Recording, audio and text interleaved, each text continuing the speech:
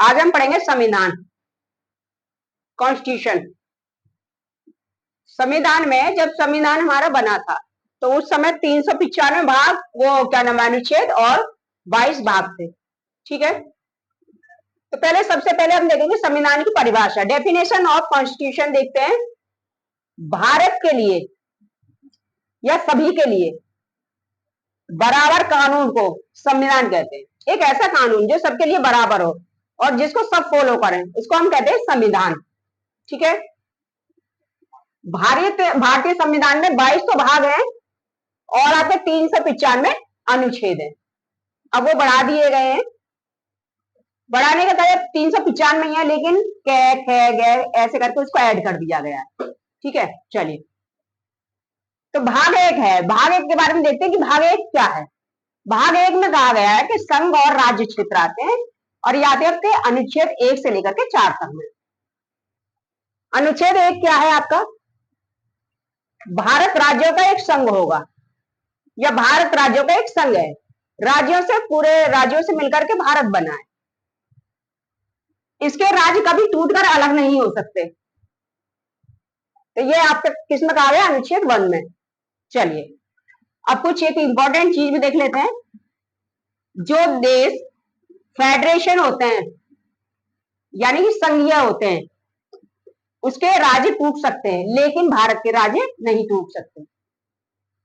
जैसे सोवियत संघ है, ठीक है ना, तो उसके राज्य टूट करके अलग हो सकते हैं, एक नया राज्य भी बना सकते हैं जो कि दूसरे देश में प्लस हो जाता है। अब आते हैं अनुच्छेद 2। अनुच्छेद 2 क्या है, संसद राष्ट्रपति को पूर्व सूचना देकर किसी भी विदेशी राज्य को भारत में मिला सकती है। यह अनुच्छेद 2 आता है आपका।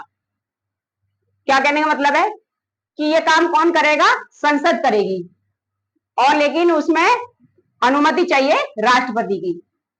जैसे कि एग्जाम्पल देख लेते हैं, 16 मई 1975 में सिक्किम भारत का एक मतलब सिक्किम को भारत में विलय कर लिया गया।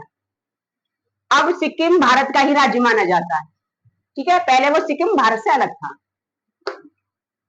फिर आते हैं हम अनुच्छेद 3 पे। अनुच्छेद 3 क्या कहता है, संसद राष्ट्रपति को पूर्व सूचना देकर वर्तमान में किसी भी राज्य के नाम में तथा सीमा में परिवर्तन या बदलाव कर सकती है।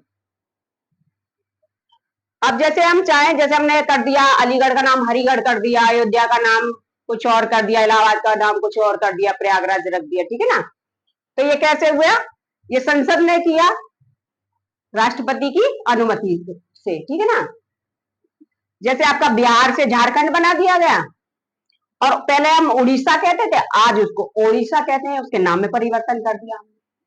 यहाँ पे बिहार से एक दूसरा राज्य उसी को कनेक्ट कर दिया गया, झारखंड हो गया।